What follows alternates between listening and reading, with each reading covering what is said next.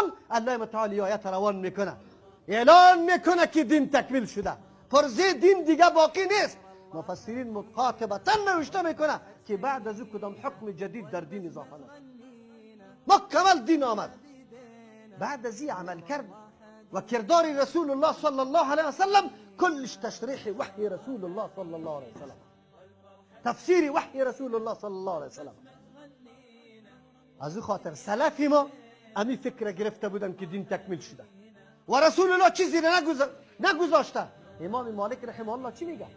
من ابتدع بدعتا فی الاسلام و یراها حسنتا، کسی که در اسلام یک چیز جدید اضافه میکنه و گمان داره که این امرش خوب است، این امر خوب است، فقد زعم ان محمدا صلی الله علیه و سلم خان فی الرساله، نعوذ بالله. این گمان میکنه که رسول الله در دین خود خیانت کرده. و کسی که نسبت خیانت بر رسول الله بکنه مسلمان است یا کافر؟ کافر است، قطعا کافر است، شکی در این نیست، کافر است. فما لم یکن یومئذ دینا، چیزی که دو روز دین نباشه لا یکون چیست؟ الیوم دینا، امروز او دین شمرده نمیشه.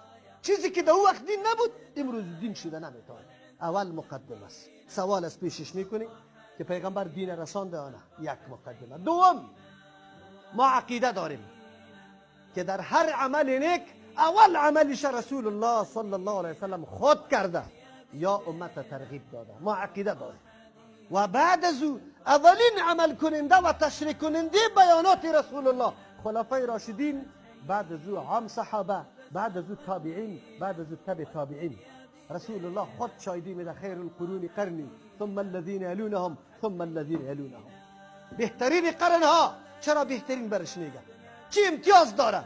مردمی که واقعا روش رسول الله را قطعا ترک نکرده، فقط متبع است، روان است و یقینا جنبه عملی را به دین و عقیده خود داده، در ثبوت رسانده.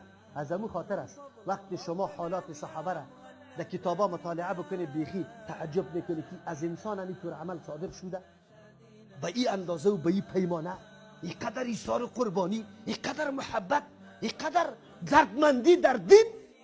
ولی ما عقیده داریم کسی که مستقیمی شاگرد مستقیمی رسول الله صلی الله علیه و سلم باشه، من میگم که بله، امی قسم شاهکاری ها باید از همونطور شاگردا باید در زندگیش باقی گذاشته شود.